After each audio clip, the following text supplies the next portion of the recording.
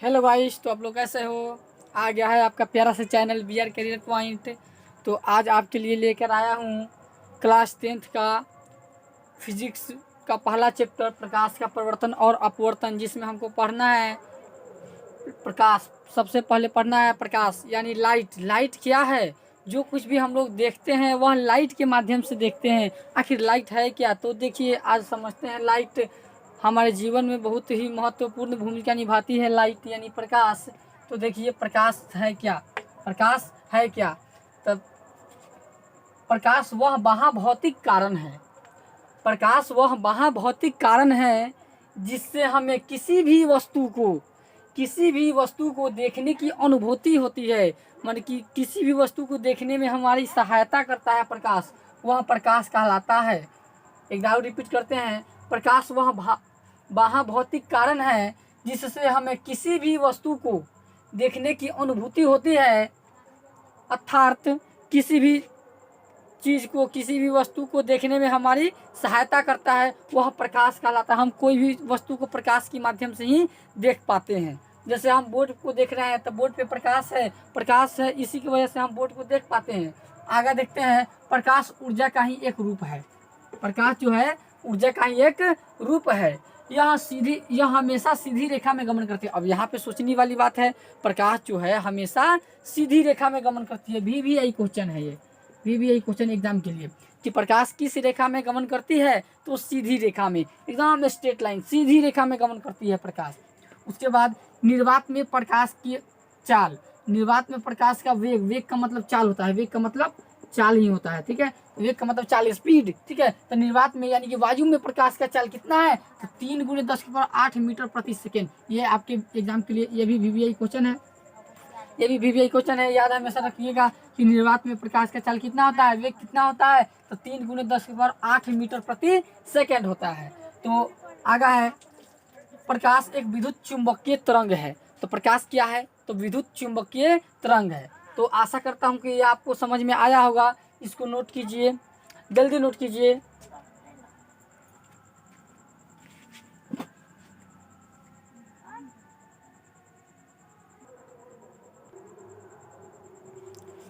तो चलिए अब देखते हैं। हमारा अगला पॉइंट है किरण, जिसे हम रे कहते हैं इंग्लिश में। तो देखिए किरण क्या है। तो इससे पहले हम जाने थे प्रकाश यानी लाइट को जाने थे, अब जानते हैं किरण क्या है। तो किरण जिसे इंग्लिश में रे कहते हैं। तो देखिए किरण प्रकाश की गमन पथ की दिशा, जिस माध्यम में प्रकाश गमन करती है, वह जो गमन पथ का दिशा होता है, जो रास्ता होता है, पथ होता है, उसी को हम लोग क्या कहते हैं? किरण कहते हैं, ठीक है। जैसे सूर्य की प्रकाश आती हुई जिस माध्यम से आती है, वह सूर्य की प्रकाश का क्या किरण होता है ना, यानी कि रे होता है, उसका पथ होता है। उसी प्रकार किरण का मतलब होता है प्रकाश की गमन पथ की दिशा को किरण कहते हैं, ठीक है। इस तरह से एग्जाम्पल यहाँ पे ग्राफ के माध्यम से देख सकते हैं। प्रकाश जो है कि किस माध्यम से यह गमन कर रही है, यह माध्यम क्या कहलाता है? तो किरण कहलाता है। तो इसको नोट कीजिए।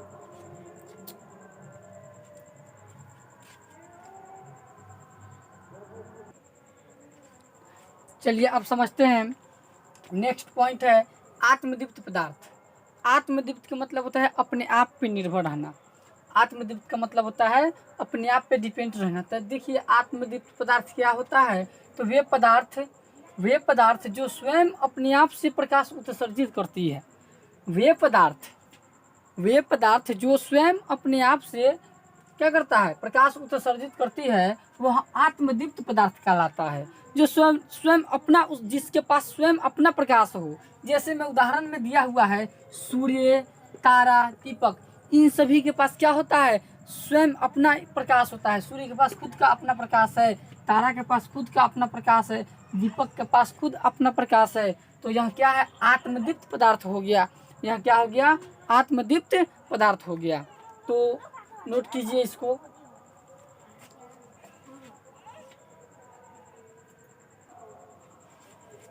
चलिए समझते हैं अदीप्त पदार्थ। आत्मदीप्त पदार्थ तो हम लोग समझ चुके थे, अब समझते हैं अदीप्त पदार्थ क्या होता है। देखिए वे पदार्थ जो प्रकाश उत्सर्जित नहीं करता है, आत्मदीप्त तो था कि स्वयं अपने आप से प्रकाश उत्सर्जित करता था, लेकिन यहाँ पे अदीप्त पदार्थ कह रहा है कि वे पदार्थ जो प्रकाश प्रकाश उत्सर्जित नहीं करता है लेकिन प्रकाश की उपस्थिति में दिखाई पड़ते हैं। क्या होता है? प्रकाश की उपस्थिति में दिखाई पड़ते हैं, वह अदीप्त पदार्थ कहलाता है। सिंपल सी बात है, याद करने की ट्रिक है कि वह पदार्थ जिसके पास खुद स्वयं अपने आप का प्रकाश नहीं होता है, वह दूसरे के प्रकाश से डिपेंड करता है, दूसरे के प्रकाश से काम चलाता है, वह अदीप्त पदार्थ कहलाता है। जैसे उदाहरण के लिए दिया हुआ है पत्थर, टेबुल, कुर्सी, इस सब के पास खुद का अपना प्रकाश नहीं होता है। यहाँ पे नोट में है चंद्रमा, चंद्रमा भी एक प्रकार का अदीप्त पदार्थ है, क्योंकि चंद्रमा के पास खुद का अपना प्रकाश नहीं होता है, फिर भी वह क्यों चमकीला दिखाई देता है? तो इसका मुख्य कारण है कि सूर्य की प्रकाश की उपस्थिति में चंद्रमा चमकीला दिखाई पड़ता है, ताकि अर्थात चंद्रमा जो है अदीप्त पदार्थ है, इसके पास खुद का प्रकाश होता ही नहीं है।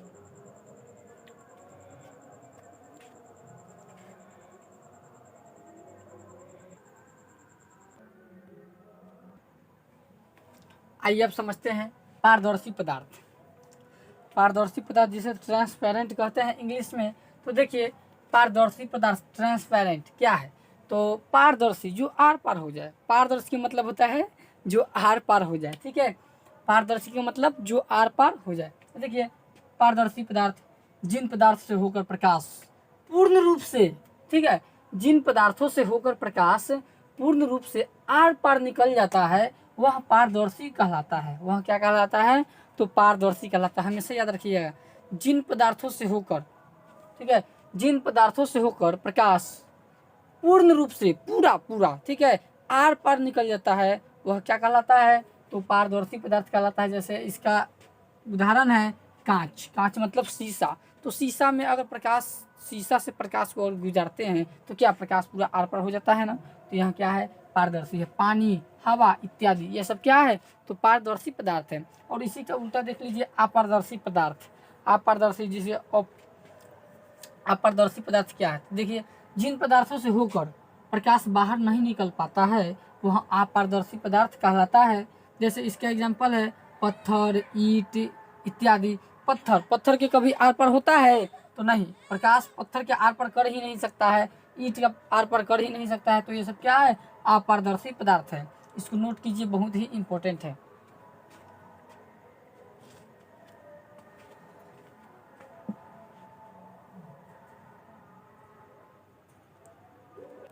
एकदम हंसते हंसते एकदम पढ़िए, खेलते खेलते पढ़िए, एकदम दिल गार्डन है, कहीं से कोई दिक्कत की बात नहीं है। तो अब जानते हैं पारभासी पदार्थ। आइए देखते हैं पारभासी पदार्थ क्या है। तो यह है पारभासी पदार्थ। देखते हैं पारभासी पदार्थ क्या है। तो जिन पदार्थों से होकर प्रकाश का कुछ अंश बाहर निकल जाता है पारभासी पदार्थ कहलाता है। कुछ अंश का मतलब होता है कि जिन पदार्थों से होकर प्रकाश का कुछ अंश बाहर निकल जाता है और कुछ अंश रह जाता है, यानी प्रॉपर ढंग से पूरा नहीं निकलता है, वह क्या कहलाता है? तो पारभासी पदार्थ कहलाता है। एकदम सिंपल सी बात है। जिन पदार्थों से होकर प्रकाश का कुछ अंश बाहर निकल जाता है और कुछ अंश रह जाता है तो वह क्या कहलाता है? पारभासी पदार्थ कहलाता है। जैसे इसका एग्जाम्पल है तेल लगा कागज। अगर मान लीजिए कागज में तेल लगा देते हैं और उससे प्रकाश को गुजारते हैं तो क्या पूरा प्रॉपर ढंग से निकल पाएगा पदार्थ? नहीं, पूरा आर पार नहीं हो पाता है। कुछ अंश निकलता है प्रकाश का और कुछ अंश नहीं निकलता है। और घिसा हुआ घिसा हुआ कांच ये भी है क्या? पारभासी पदार्थ है। तो नोट कीजिए इसको।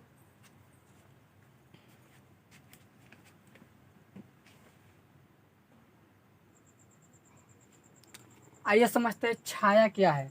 छाया क्या है?